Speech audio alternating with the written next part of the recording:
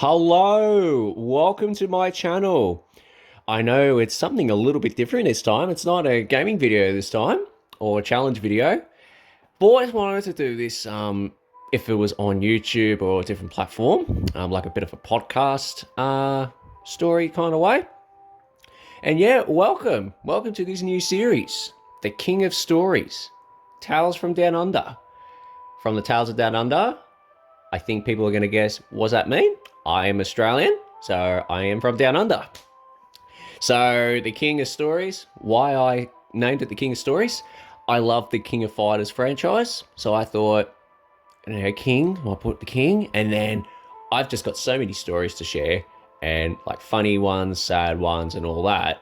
So I thought you pop it together, the King of Stories, and then where do I live? Down Under, and because it's a story, it's a tale. The King of Stories, Tales of Down Under. Welcome to the very first episode. Before we get to the first episode, I just want to thank every single one that has watched my videos. We are over 1,000 views onto the channel. I know that seems very small, but thank you so much for your support. Thank you again. I know it sounds like it's I'm at 1 million subscribers, but just want to say thank you so much. I'm only at 6 subscribers so far. Don't worry, I'm not asking for subscribes or anything, but just thank you for your support. So, next thing is, how many episodes will I do? Well, I've got a lot of stories, so expect to I'm going to maybe do 10 episodes a season. So what I do is I might do 10 episodes, and that'll be season 1. Might do another 10, will be season 2. Let's see how it goes. Alrighty, so sit back, relax, or sleep as you listen to this, exercise, grind on a video game. I know some people are. Sit back, relax, how comfortable you are to listening to my voice for how many minutes. Enjoy. So, episode 1, camping. Oh, camping. We've all done camping. I bet you there'll be someone in the comments going, oh, I haven't done any gaming. Well, you're missing out. I'm going to say you're missing out. There are a few types of camping. You've got the good old traditional camping, where you've got the tents, get the pegs, smack it on the ground, make it look like a fortress. Try and keep it up at bay. Don't let any winds go, oh no. Or you got the ones that I'll be describing today is you're in cabins, pretty much like little hotels. Pretty much you go in, you got your showers, you got your kitchen, you got everything. Does it defeat the purpose of camping? A tiny bit, a little bit, but it's still camping nonetheless. So, in terms of the camping story that I'm going to be telling, I'm going to be telling my high school camping. But before that, so for high school, I used to go to Charlton Christian College. And for my public school, I went to Bognells Bay Public School. So when it came to public schools, whenever you did stuff like camping, swimming carnivals, cross country, all of this stuff, it would be in the middle of the year or near the end of the year. That's where it would happen. But for me, going into high school, everything was pretty much in the one go. Swimming carnival was on the second day of school. Cross country would be that first month. Camping would be that first week. So yeah, I know, very, very soon. I don't know if this is still relevant to today. When I did camping, it was over, oh man, this is going to make me sound old, nearly 15 years ago. Oh well, hallelujah. Well, I'm nearly 30, so I'm getting there in age. So yeah, we always did it at the beginning of the year. So when I went to Bognells Bay, I was there pretty much from kindergarten to year 6. Then after year 6, went to year 7 and beyond to Charlton Christian College. So when I started in year 7, of course, it was a weird surprise. You get the paper and it was like, or the news feed, and it was like, wow, everything is right in the beginning. So camping was pretty much, as I said, first week of camping. And the problem was, as I say, in the beginning of the year, because I had just started year 7, I know no one. I know no one. And in gaming terms, it's like I'm in Persona and I've got no one leveled up in the friendship level. I've got no one leveled up. I'm still at 0 with everyone. I know no one. I'll leave chat with them for like 2 minutes. I know no one. So, I know it seems a bit sad. So, when we went to camp, I don't know specifically where we went to camp, but year 7, we pretty much went inland. I think pretty much it was like more inland where we went to, more foresty, but still cabin wise and all that. So when we went to year 7, it was all right. A lot of people knew who they were. That's a bad sentence. No, a lot of people knew who everyone was. There we go. That's the word I'm looking for. So when it came to buddying up and going, who wants to be in the cabins, everyone knew straight away. And I was like, oh yeah, come with me. Hey, Brad, come with me. Oh, no worries, David. Like, everyone joined up. And like me, when it comes to like last picking, it was kind of like, okay, who do I go to? And don't worry, I wasn't the only one that started in year 7 and didn't know anyone. I had no idea where to go. So kind of within that week, I kind of made not really a big relationship level, but I knew 5 people. Reese, Joel, Tom, Jack, and Ben. They were the only 5 that I kind of knew, or the best I was most comfortable with. So with them, it was like, hey, can I, do you want to be roommates? And then in the end, they were like, yeah, no worries. So we got our stuff on the cabin. It's got the roommate list and what cabin number we are. It's like, sweet, I'll make it up. We're number 1. Sweet. We go in, you see the paper, it's got all their names there. Sweet, no worries. So we first opened the door, and it was actually a pretty big cabin as well. So you first walked in, and you had the lounge room and the kitchen combined. Then you had on the right-hand side a big queen-size bed. Then when you go past the kitchen, you went upstairs, and then upstairs you had a bathroom to your left, and you had, and then you had the rooms with 5 beds. Like, it was like 2 bunk beds and a single bed in the one room.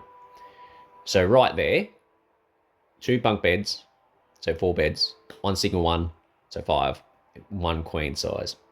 That's 6 beds. Sweet. So we first walk in, and I went, oh, there's a queen size bed. And then we're all searching, and then they're all gone up, and there's the 5, and then all the others like Reese and Ben are like, oh, look, there's 5.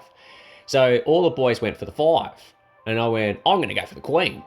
And of course, when you're young, your mates, you want to hang out with your mates, so they just wanted to hang. They all knew each other. I was the one that was left out.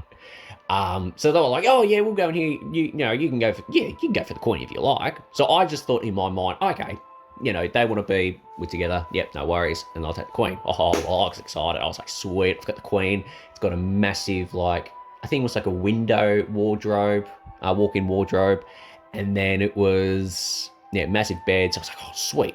So pretty much like traditional camps in Australia, we usually do like 1 or 2 activities, then it's lunch, then another 1 or 2 activities, then it's dinner. So it's like we might do swimming, swimming, rock climbing, horse riding, like all those stuff. We didn't do horse riding in that one. Spoiler alert, that's the next year. All right, so I start to get ready. Of course, I'm a guy, I'll admit it. I got my clothes, chucked them on the ground. It's like, I'll deal with that when I get home. I called the cabin my home. It wasn't home, meant to say, go back to the cabin. So, did the activity. I can't remember what activity we did. Then we came back because we were going to do swimming next. So, I've come back. I've started to get dressed. And then the middle school principal comes in. And he goes, like, knock, knock, knock. And he goes, what are you doing? And I went, oh, sorry, sir. I know it's a total mess. I'll fix that up in a second. We're just about to go swimming. And he goes, no, no, no, no, no. What are you doing in my room? And I went, your room? He goes, yeah, my room. And I went, no, this is my room. And he goes, no, this is my room. And I went, no, this is my room. And he goes, no, this is my room. Every cabin has to have a teacher in the room. And I went, but you're not on the list. So we went out, I showed him the list. I said, but you're not on the list. And he goes, and he grabbed a pen and he wrote onto it. And it was like, put his name. I can't remember his last name, but I know his first. Oh, actually, now I can't remember his first name.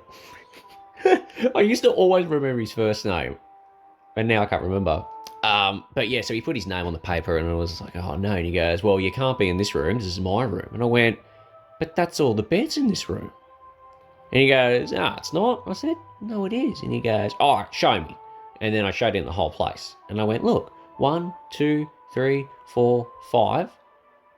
Tom, Ben, Jack, Reese, Joel. 5. And then Brody, there's no bed for Brody.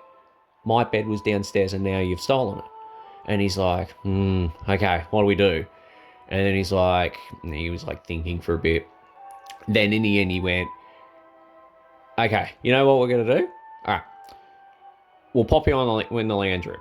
We'll pop you on in the lounge. Well, I kind of wasn't complaining for that because also in the lounge room was a massive TV. So I was happy with that. And so I was like, yeah, okay, yep, no worries. And I know that sounds bad. Like people in the comments or people listening, they go, oh, really put you on in the lounge? I could have stepped up and gone, mate, you're putting me on a lounge? What? No. But from my point of view, because there was a TV, it was like, oh yeah, this is kind of an upgrade. Oh yeah, I'll take it. I'll take it. And then within like a minute, he goes, nah, I can't pop you on the lounge. And I'm thinking, oh great, he's going to say something about the TV. And then he goes, nah, I can't pop you on the lounge. That's our emergency area. So if there's a fire or whatever, that's our emergency evacuation area where we're all going to meet. Well, in my mind, I was like, well, at least I'll be the first one there. Ba-boom, ching. Sorry, I don't have drum sound effects. So yeah, so in the end, and then I was like, well, where do I go? And he goes, well, the best I can do for you, mate, is you're going to have to grab the couch cushions and maybe sleep on the floor. And I was like, oh, far out. This isn't good. And then so after that, we did the activity, and of course I must have told some people, and then I went around the campsite. And then we went to lunch. And as I was having lunch, one of the teachers came up to me. And if you're listening, Mr. Logan, God bless you. How you doing, man? He was absolutely awesome. So he heard the story and he came up to me and he goes, bro. Also, my nickname's bro. So you can say bro. So I was like, oh. Anyway, so he goes, oh, bro, like that's just horrible, man. Like it. He goes, okay, I'll tell you what. There are other cabins with beds. Did you want to pack your stuff and head to one of those rooms? You know, at least you'll be able to get a bed. And I said to him, oh look, I'm really honoured for your honour. No, really honoured for your idea. But the problem is, and I'll explain in detail, and this is what I said to him. I said, but the problem is, I know no one on this camp. The only people that I have a little bit of a relationship with are those 5 guys. And I'm the most comfortable with them at this present time. If I go with the other dudes, I don't know them. I don't know what's going to happen. I have no idea. And then told him the whole story, and he actually was like, okay, fair enough. But if you do want a bed, just let one of us know, okay? And I was like, okay, I'll let you know. So yeah, in the end, had to grab the cushion couches. I popped it on the floor, had my sleeping bag on the top, And yeah, I just did not get any sleep. I was in so much pain. I just did not get any sleep at all for the 2 camps. 2 days of camp, 2 nights of camp. I'll get there. And yeah, just didn't get any sleep at all. So pretty much camp was normal after that. And then once we got home, then I told the parents the story and they were furious. I love my mum and dad. They are good people. But anything that happens to their children, it's like we want to know their side of the story. We want to break it down, and then we want to know how you're going to fix this problem and never let this happen again, and all that type of stuff. So they talked to the teachers and went, right. So the middle school principal's done this to our son, and then yeah. So in the end, I actually don't know the behind the scenes with that. I'll have to actually ask my parents what actually happened. So even though Year 7 camp was a little bit of a downside, but every after camp after that, there was a light at the end of the tunnel for it. So every single camp after that year, I was first pick for a bed. I was first pick to pick my roommates. And I was first pick for food, for breakfast, lunch, dinner. So I was always at the front of the line at what happened at Year 7 for breakfast, lunch, and dinner.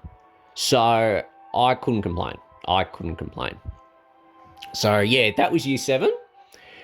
So now let's +1 and let's go into Year 8. So around about Year 8, in that year, I had knee surgery. I've got a bone tumour in my knee. It's not cancerous, but that's what the doctors call it. So what would you say? I was limited to some stuff I could do. Or I could do it, but I could only do it a short amount of time. So one instance is if I was on a jet ski and if I was the passenger. If I was holding on, I'd have to pretty much use my body to hold on. Now, I could hold on, but I couldn't hold on for that long because how tense I had to get my body and it's going onto my knee, that really hurt my knee. And yeah, couldn't hold on much longer, or I'd go, nah, I've got to get off the jet ski. It's hurting too much. So I think it was that year I had to have surgery. And one of the activities was horse riding. So I was like, okay, no worries. Mum wrote a note to say, could you please not let my son do horse riding? You know, he's had surgery, he's got knee complications, and all that. So she wrote the letter and she gave it to me. She went, right, can you please give that to your teacher when you go horse riding? I said, yep, no worries, all good. So before the horse riding, I'm trying not to cry. God bless you, Nick. Nick, he was my best friend in high school. He sadly passed away. Sorry. He sadly passed away on his 18th? I think it's his 18th, yeah. He sadly passed away on his 18th birthday. He always wanted a motorcycle for his birthday, and he tragically died on his first ride. Sorry, but God bless you, Nick. God bless you, Nick.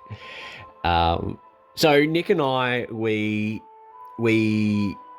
were on a walking activity. I don't know where we were walking, but we kind of were a little bit slower than everyone, and you know, we were talking and we were just like, you know, when you talk, but you slowly step back. It's like in those TV shows or animes where it's like, oh, they're talking, but they're moving back a little.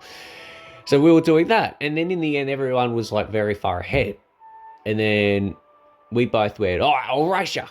And then we both raced each other. And then what happened was we both tripped over on the same log I was bleeding from the knee. I was fine. It was just a scab. But the unfortunate thing for Nick, and he'd be laughing. We were laughing.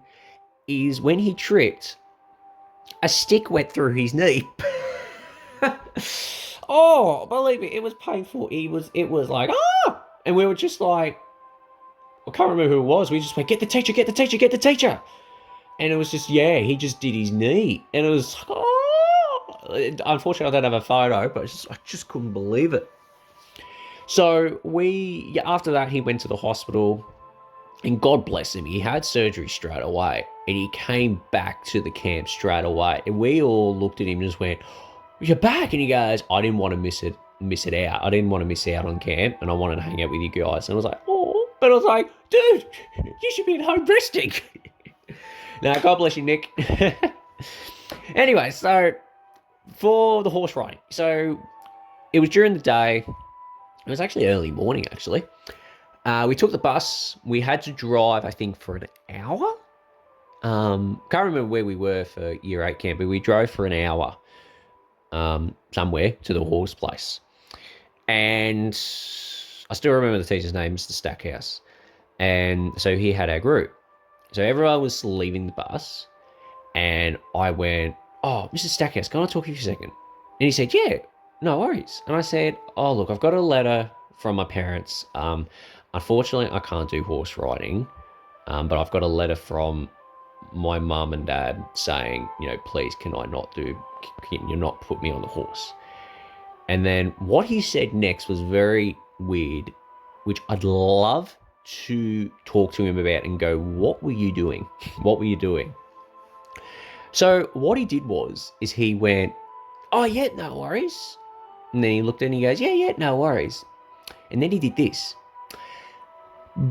But that means that, you can't stay on the bus because he's gonna be going and you can't have lunch as well. Like, you're gonna be waiting for a while. Like, he had this weird tone. I was like, what the hell is he doing? And it was like, yeah, you won't be able to do this. And, well, you won't be able to do that. And then me, I'm getting sucked into this voice. I was like, oh, far out. And it was in the end, I was like, okay, I'll do horse riding. And then he stepped in and talked normally. He's like, yeah, no worries. Okay, sweet, no worries. And it was just like, oh, shoot. So then we had the horse instructor, the farrier. No, is it a farrier? Sorry, I'm still basic to horse terms. Pretty much the trainer. Yeah, the horse trainer. It came up, and I actually came up to her, and I actually told her the story. And she said, look, I don't know what just happened then. He's just gone cuckoo. Look, and I even showed her the letter. I said, look, I can't do horse riding, but he's maybe do horse riding. And she's just gone, not a problem, Brody. No worries. What I'll do for you is I'm going to give you one of our horses that's really trained into like beginners. I will guide him. You do not have to do anything. Just enjoy the view and I will do the rest. And I was like, oh, thank you. And I really enjoy the horse ride because you really got to see everything. And I was like, wow, look at the wildlife, look at the bush life, forest life, life. Like, look at it. It's beautiful. And then, yeah, and that was the only thing that happened in year 8. Everything else was good. I know we stole a lot of apples. I don't know why we stole a lot of apples. But yeah, no, it was good. That time was actually better than year 7. Then what happened was after that, we came home and it wasn't even because Mum picked me up and I wasn't even a hi Mum, like all that. It was, I came off the bus and it was, I went horse riding, and she just went, her face dropped and she just went, what? I gave you the nut, and then told her the story, and then don't worry, we didn't get anyone in trouble then, but it was just like, what? Like, I told you not to. And I was like, I know, but he did this weird, well, and it was like, I don't know what happened. Anyway, but I enjoyed the horse riding. That was really, really good. So after year 8, we did year 9 camp. So year 9 camp, again, First for dinner, first for lunch, first for breakfast, first beds, first roommates, and all that. So what happened was we got there. We first did, I think, a couple of activities, and then the unfortunate thing happened. My luggage and stuff got stolen. My stuff got stolen. So when it came to terms of swimming and like changing clothes and all that, I couldn't do it. Yes, I had my toiletries for the hygienic stuff, but in terms of clothes, I didn't have it. That was gone. And then yeah, so that was unfortunate. And then it was only on the last day that I went. I looked because how the cabins worked. It was a long corridor, and then on your left and right were the cabin rooms. So, 1, 2, 3, 4, 5, 6, wherever it went to. And so again, I'm just going to make an example. I was 1, across the room was 2, and all that. And then at the end of the camp, like pretty much near the end, cabin 2 left their door open. And I double looked on my side of the room, and my bag was right there. And I just went, oh my God. And then I just stormed in and grabbed it. And I think the person who took it was there. And I went, why is my bag here? You stole it. And then it was like, oh, it's just a prank, bro. It's just a prank, bro. Like, he was like, oh, it's just a joke. And I was like, but that's my stuff. That's my stuff. And then double checked everything. And it was like, yep, everything's accounted for. But it was just like, oh, I couldn't believe it. Yeah. And then also with that, which this part was painful. So one day in the year 9 camp, it was me and Reese in the room. Reese was on one side of the room, I was on the other side. So what happened was Ben, my year 7 roommate Ben, he came in, he kicked the door in, and he had a deodorant can in his hand. And he came out to Reese and he sprayed Reese in the face, but Reese dodged it. He turned his head and he dodged it. And then Ben came up to me and he sprayed and he got me in the eyes. He got me in the eyes. And then after he sprayed, he ran out of the room. And then I was in pain. And Reese just, oh, God bless you, Reese. He came over and he was like, oh, buddy, you're all right. You're all right. And I just went, no. But he just, like, he got me in the eyes, but not. Okay, so when he sprayed, he didn't get me like directly in the eyes. He got me just under the skin. I know this is a radius, you can't really see, but pretty much where you like sometimes get dark circles under the eyes, and you've got that soft bit, and you've got the hard bit, that's where he sprayed. But because of the juices went up, it stung. And he got me, and it was just like, oh, he got me, and all that. And then after that, I told the teachers and all that. Or was it Reese that told? One of us told them, and then they cracked Ben down, and he got a week of suspension because of that act. And it was just like, oh, wow. But I didn't know till years later, because there's some things when it comes to stories, I don't know the outcome till years later, which either episode 2 or episode 3, there's another story that I want to tell, and I didn't know until like years and years and years later that this happened. Couldn't believe it. It was like, oh, wow, I didn't know that. Yeah, so that was year 9. Year 9 was stuff stolen, I got sprayed in the eyes, and then Ben got into trouble. So after everything that had happened with camp, year 7, year 8, year 9, everything or something happened to me on the camp. So when it came to year 10 camp, I put my foot down and I said to Mum and Dad, I said, no, I'm not going to year 10. Everything has happened to me each year. Year 7, I didn't get a bed, had to sleep on the floor. Year 8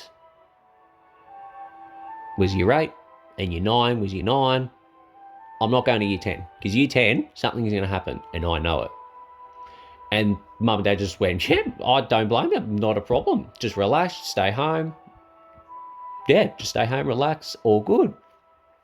So after that, my friend Ben, not that Ben, a different Ben, Ben H, or Benjamin, I'm going to call him Benjamin. So Benjamin came back from camp. And straight away, I just came up to him and just went, how did it go? And straight away, because he knew my history, straight away he just said, Brody, thank God you didn't go. And I went, why? Well, why? What happened? And he goes, oh, believe me, if you were there, it could have happened. It would have happened to you. I said, well, what happened? What happened? And he goes, someone started a fire. And it was like, oh, what? And he's like, yeah, someone started a fire, but they extinguished it very quickly. But the smoke alarms went and all that. And I was like, whoa. I said, yeah, that would have happened to me with my luck and all that. And yeah, just couldn't believe it. It was like, okay, thank God I didn't go. And again, year 11, I was like, yep, nope, I'm not going. All the camps after that, I was like, nope, I'm not going. I'm not going at all. And yeah, so that's pretty much the rundown of my high school camps. Primary school camp, I can't remember much. I do remember one year we did go to the zoo. We went to the zoo. I don't know what zoo we went to, but that was cool. And I do remember that night, someone had pranked the girls, because the girls were separate to us boys, and even in the high school ones. So when they had the girls only cabins, and you had the boys only cabins, so it was just the boys and the girls, and that was it. So when the primary school one happens, one of us boys, I don't remember who, they did something. I don't know how they did it, but what happened was there was an expedition with, it was like the roaches, the cockroaches or whatever. And apparently, whoever this person was, they did something. And the roaches started to crawl in the girls' room. And then all you heard was, ah! Like, and all the girls were like, ah! It's in the bed, it's in the bed, it's in the bed. And they're just screaming. We're like, what's going on? And then the teacher's like, sorry, we've got to move the girls. There's roaches in the room and all that. And it was just like, oh, who did that? Who did that? But yeah, I think that was year 5 or 4 camp. I think it was one of them, yeah. And then actual camping, we went to the farm. This is one of my friends at high school. We went to their farm that their grandparents have. And that is the best camp that I've ever gone to, period. Yes, it was like 10 of us boys that went up there. Benjamin was one of them. And it was, we made the tents, the good old tents, but we were all crammed into two tents. So 5 boys in a tent each. And we were just absolutely crammed. It was like you couldn't move, but it was cool. It was awesome. And then it was me, Ray, and Benjamin. We got up very, very early, and we had a campfire in the middle. But the problem was, it was so cold that what you would do is you would put your body onto the fire, but then whatever your body side isn't facing, it was absolutely frozen like Antarctica. So what you'd have to do was you warm up one side, and then you'd have to turn around or slowly start to turn around to warm the other side. And then, oh no, now my front's cold and then my back's hot. And you've got to turn around. And it was good. And I finally saw for the first time the sun rise. The sun rise. And what a magnificent view that was. I was sitting there with my best mates, well, actually standing, absolutely freezing, with my best mates, staring at that sun slowly rise up, and I'll never, ever, ever forget that memory. That was one of the best moments in my life, was seeing a sunrise just in that environment. You know, you can see the sunrise in different environments, but just in that environment was just chef's kiss. And I don't think nothing can replicate that. That was absolutely beautiful. And now it is time to conclude this episode. Thank you so much for listening to this episode. There will definitely be more episodes to come into the future. My schedule is a little bit busy. I just had the time now to do a podcast. I may be able to do another episode soon.